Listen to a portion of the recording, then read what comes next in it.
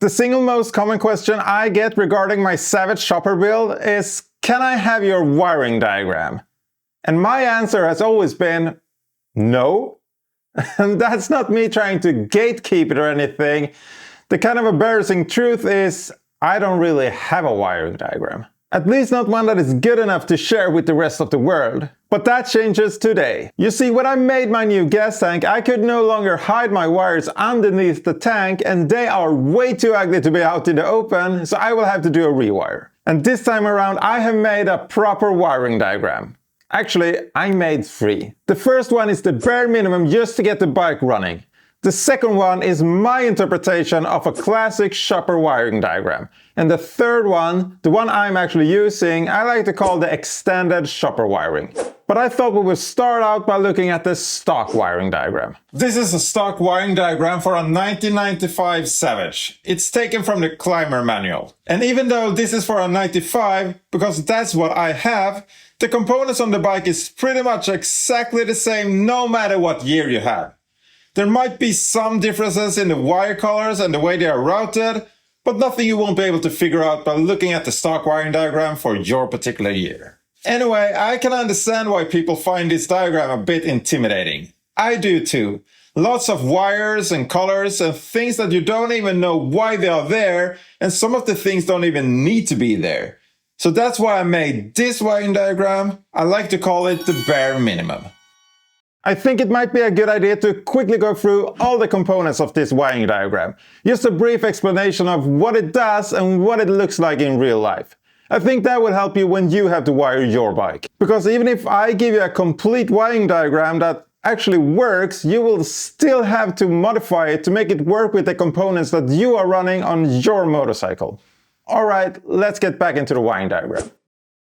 We'll start down here with the battery. You all know what a battery looks like, and you know that it's responsible to provide electrical power to the motorcycle. So we move on to the regulator rectifier. I won't go into too much details, there are plenty of other videos out there that does that, but in short, a regulator rectifier is actually 2 things, a regulator and a rectifier, just as the name implies. A rectifier takes alternating current, or AC, that's the one the engine is producing, and it converts it into direct current, or DC, the type that the battery and all the other components on the motorcycle wants. The regulator part makes sure that the DC power that is being delivered to those components stays in a range that is safe. When it comes to electronics, you don't want too much power. This is what it looks like. It has these cool looking cooling fins, and on my model it sits right here on the rear fender. Next is the Magneto. As you can see, the only thing it's connected to is the regulator rectifier. And that is because it's actually responsible for delivering that AC current that we were talking about earlier.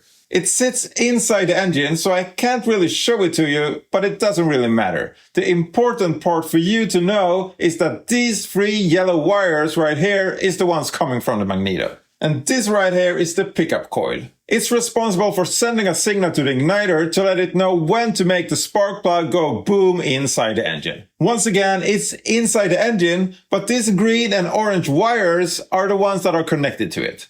Next we have the ignition switch. And while you could technically run the motorcycle without it, that doesn't really make any sense. You already know that the ignition switch is used to turn on the power on the bike. So we'll move on to the fuse. These bikes come with only 2 fuses from the factory, and this is the only one you really need. Well, you can actually run the bike without a fuse, but it's a good thing to have one. It protects all your components in case anything goes bad with your wiring. I actually can't remember what the stock fuse holder looks like, but this is the one I'm running. The starter switch, when activated, provides power to the starter circuit and starts the bike. You could actually omit this too and just have 2 loose wires hanging that you short with a screwdriver, or maybe even your tongue if you're like a real chopper road pirate. But it makes sense to leave it in there. Then we have the spark plug. That's the thing that makes sure stuff goes boom inside the engine. It sits right here and it's connected to the ignition coil. And the ignition coil transforms the voltage that comes from the igniter and turns it into a much higher voltage for the spark plug. The last piece in the ignition circuit is the igniter itself. It's the brains behind the whole operation. It's the one that tells the ignition coil when to fire, and it does it using the signal from the pickup coil. See, it's all coming together. And the igniter looks like this. Lastly, we have the starter motor. It looks like this, and it's a motor to start the engine. It connects to the starter relay. A relay is an electrically operated switch. In other words, it's a switch that we can activate using electricity. In the case of a motorcycle, the starter motor wants a lot of current to turn the engine over. In order to provide that, we need short and thick wires. But we don't want it to have power all the time, so we need to put a switch in there somewhere. Usually we want that switch up on the handlebars. But imagine having to route a thick wire all the way from the battery up to the handlebars and then back down again to the starter motor. With that length of wire, we will need even thicker wires, and the switch that we will need on the handlebar would be super bulky. And that's where the relay comes in. It lets us switch this large current using a small current. Just so that we can have a sleek little switch on the handlebars, but still provide full power to the starter motor. I'm not sure if this made any sense, but if you want to learn more about relays, there are tons of resources out there. Anyways, the starter relay looks like this, and it sits right here. And there we have it, a very basic wiring diagram that contains everything you need to make the engine run. If you want, you can actually stop right here and just add on all the extra bits that you want, like lights and horns and all that stuff. But to save you the trouble, I've already done that. Let me show you the chopper wiring diagram. The only thing I've added here is the headlight, tail light and the brake light, together with the front and rear brake switches. I guess a real chopper, so to speak, won't have a front brake, but that's easy enough just to leave out. I've also added a horn. This is a pretty sweet and simple wiring diagram. It's actually a bit too simple for my taste. So I've created yet another wiring diagram, and this one I like to call the extended chopper wiring. And this is the one I'm actually running. It has the turn signals and the speedo with all the indicator lights. If we overlay it with the stock wiring diagram, we can see that I removed the side stand switch together with its diode and relay. I've bypassed the clutch lever switch and dropped the engine stop switch. And lastly, I removed the decompression solenoid and controller together with the extra fuse. And this is one that I get a lot of questions about.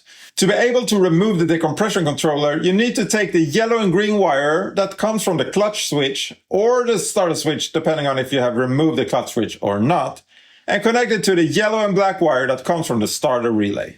With that done, you can remove everything that has anything to do with the automatic decompression. And I think that's it. All these wiring diagrams are available for free from the link in the description. And if you have any questions or suggestions for improvements, leave them in the comments. Modifying the wiring of your motorcycle or maybe even creating a brand new one is far from impossible. But it can be a bit hard, and a little help can go a long way. So let's help each other out down in the comments so we can get our bikes popping and banging again. Okay, thank you for watching, and I see you later. Bye!